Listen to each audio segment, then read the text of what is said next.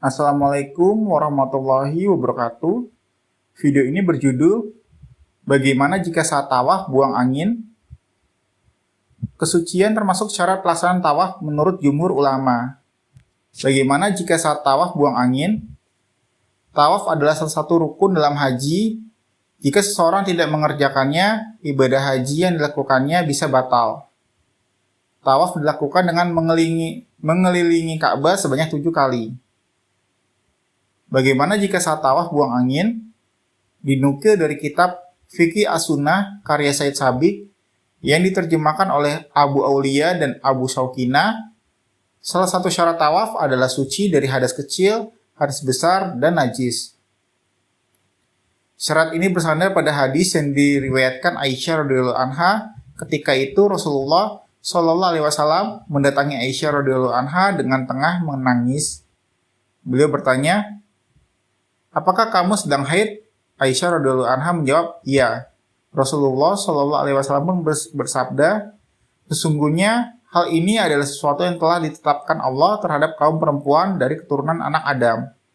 Lakukanlah apa yang dilakukan orang yang berhaji selain bertawaf di Ka'bah hingga kamu mandi atau bersuci." Hadis riwayat Muslim.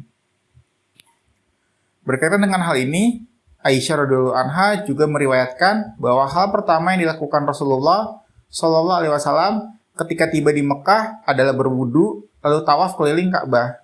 Hadis riwayat Bukhari dan Muslim.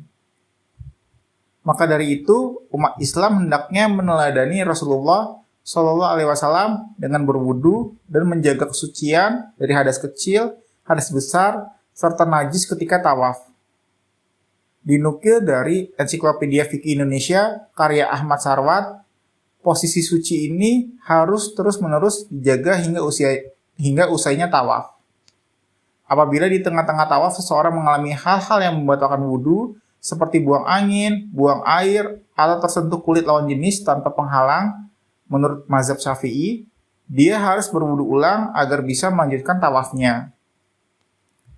Adapun menurut mazhab Hanafi, suci dari hadas bukan termasuk syarat tawaf, melainkan kewajiban yang dapat diganti dengan membayar dam.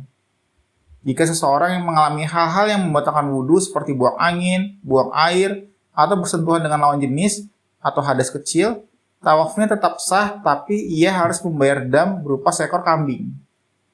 Sedangkan jika seseorang bertawaf kemudian mengalami haid atau junub atau hadas besar, tawafnya juga sah tapi ia harus membayar dam berupa seekor unta. Dia juga harus mengulangi tawafnya selama masih di Mekah. Hal ini dijelaskan Muhammad Jawad Mughniya dalam kitab Al-Fiqh ala Al-Mazahib Al-Khamsah yang diterjemahkan Mashkur AB dan kawan-kawan. Syarat tawaf lainnya. Selain suci dari hadas kecil, hadas besar, dan najis, berikut syarat tawaf menurut kitab Fiqih As-Sunnah. Pertama, menutup aurat. Syarat tawaf ini mengacu pada hadis yang diriwayatkan dari Abu Hurairah radhiyallahu anhu. Dia berkata, pada saat itu Abu Bakar radhiyallahu anhu memimpin haji berdasarkan perintah Rasulullah Shallallahu alaihi wasallam sebelum haji wada. Dia mengutusku untuk mengikuti rombongan yang bertugas menyampaikan kepada orang-orang pada hari nahar, orang musyrik setelah tahun ini tidak boleh haji dan orang yang telanjang tidak boleh bertawaf di Ka'bah. Hadis riwayat Bukhari dan Muslim. Nomor 2. Dilakukan dengan 7 kali putaran yang sempurna. Tawaf harus dilakukan dengan 7 kali putaran yang sempurna. Jika salah satu putaran ditinggalkan, tawafnya tidak sah. Jika seseorang ragu-ragu dengan putaran tawafnya, hendaknya dia mempercayai yang paling sedikit hingga benar-benar yakin telah melakukan 7 putaran. Memulai dari Hajar Aswad dan berhenti di Hajar Aswad.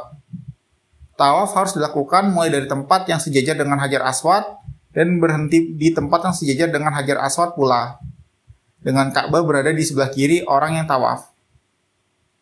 Tawaf juga harus dilaksanakan di luar Ka'bah, tidak boleh dilakukan di dalamnya. Hal ini dijelaskan dalam Al-Quran surah Al-Hajj ayat 29 yang artinya, kemudian hendaklah mereka menghilangkan kotoran yang ada di badan mereka, menyempurnakan nazar-nazar mereka, dan melakukan tawaf di sekeliling Al-Bait Al-Attaq atau Baitullah.